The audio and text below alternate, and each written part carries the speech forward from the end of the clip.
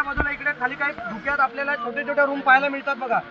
जे इतिहासामध्ये शिवाजी महाराजांचं आपण जे अष्टप्रधान मंडळ बघतो बघा, त्यांचे ऑफिस किंवा त्यांचे कार्यालय, म्हणजे थोडक्यात 365 गड किल्ल्यांचा जो कागदीपत्र व्यवहार आहे ना, तो येथे चालला जायचा. कल्पना करा, हे एका मंत्र्याचं एक ऑफिस आहे, अशा 8 मंत्र्यांचे 8 वाड्या आहेत. आता तो थोडक्यात मंत्रालय, कल्पना करा.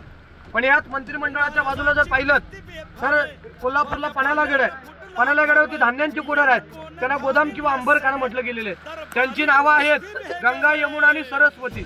ते स्वराज्याचं धान्य कोठार आहे आणि हे रायगड किल्ल्याचं धान्य कोठार आहे. म्हणजे महाराजांच्या काळात या किल्ल्याला वेढा पडला, त्या काळात गडावर 3000 लोक आहेत. त्यांचं सरासरी 6 महिन्याचं पुरेल इतकं त्याच्यामध्ये धान्य साठवलं जायचं, म्हणून याला धान्यांचं कोठार म्हटलं गेलेलं. पण याच्या अगोदर पूर्वी कधी गडावरती आला असाल तर पूर्वी ते बोर्ड लिहिलं होतं कैद्यांची कोठार म्हणून.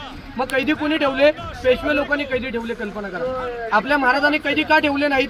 समोर त्यांच्या राण्यांची घरं आहेत, बाजूला त्यांच्या मंत्र्यांचे वाड्या आहेत आणि या बाजूला राजांचा राजवाडा आहे.